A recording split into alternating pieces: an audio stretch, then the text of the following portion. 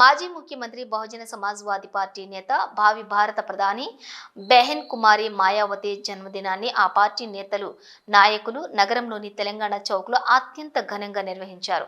ముందుగా వారు మాయావతి చిత్రపటానికి పూలమాలలు వేసి ఘనంగా నివాళులర్పించి శ్రద్ధాంజలి ఘటించారు. ఈ సందర్భంగా పార్టీ జిల్లా నల్లాల శ్రీనివాసం మాట్లాడుతూ పేద బడుగు బలహీన వర్గాల ప్రజల జీవన విధానంలో మార్పు రావాలని కోరుతూ నిరంతర కృషిని అందించారన్నారు. దేశంలో కొనసాగుతున్న మనువాద సిద్ధాంతాలకు వ్యతిరేకంగా పోరాడి రాజ్యాంగ రక్షణకు కవచంగా నిలిచిందన్నారు.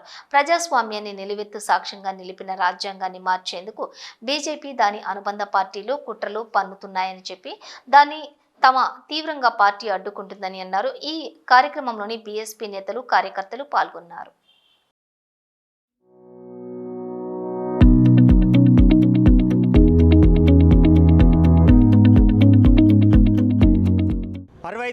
జన్మదినం సందర్భంగా కరీంనగర్ జిల్లా కమిటీ ఆధ్వర్యంలో ఘనంగా నిర్వహించడం జరిగింది. ఏదైతే ఈ భారతదేశంలో ఉన్నటువంటి మనువాద పార్టీలన్నిటికీ కూడా తట్టుకొని బహుజన్ సమాజ్ పార్టీని నాయకత్వం వహిస్తున్నటువంటి బెహెన్ కుమారి మాయావతి గారికి బహుజన్ సమాజ్ పార్టీ తరఫున వారికి జన్మదిన శుభాకాంక్షలు ఈ సందర్భంగా తెలియజేస్తాను. భారతదేశంలో ఇప్పుడున్నటువంటి భారతీయ జనతా పార్టీలు కానీ కాంగ్రెస్ పార్టీలు కానీ భారత రాజ్యాంగాన్ని మార్చాలనేటటువంటి కుట్రలు చేస్తూ ఉన్నాయి. భారత రాజ్యాంగాన్ని కాపాడేటటువంటి ఏకైక పార్టీ ఈ భారతదేశంలో ఉన్నదంటే బహుజన్ సమాజ్ పార్టీ.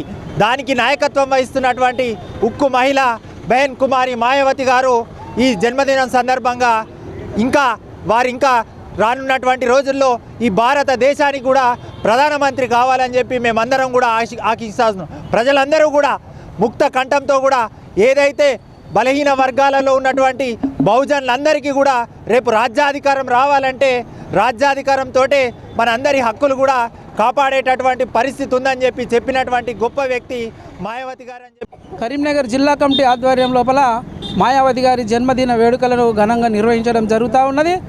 మరి బెహెన్ కుమారి మాయావతి గారు ఈరోజు తెలంగాణ రాష్ట్రం ఏర్పడ్డదంటే మరి బెహెన్ కుమారి మాయావతి గారు మొట్టమొదటిసారిగా 38 మంది ఎంపీల మద్దతును తెలియజేస్తూ మరి లెటరు అంటే ఒక లేఖను అందించినటువంటి నాయకురాలు.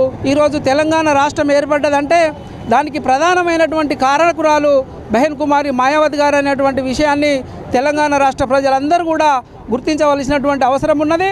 మరి అంతేకాకుండా ఈరోజు దేశం లోపల ఉన్నటువంటి వెనుకబడినటువంటి తరగతులకు సంబంధించి మత మైనారిటీలకు సంబంధించి షెడ్యూల్డ్ కులాలకు సంబంధించి మరి అన్ని వర్గాల ప్రజలకు అగ్రకులాలలో ఉన్నటువంటి పేద వర్గాల ప్రజలకు కూడా నాయకత్వం వహిస్తూ ఈరోజు పేద ధనిక అనేటువంటి తారతమ్యాన్ని గుర్తించి మరి పేద వర్గాల అభ్యున్నతి కొరకు నిరంతరము పోరాటం చేస్తున్నటువంటి నాయకురాలు మరి బెహెన్ కుమారి మాయావతి గారు.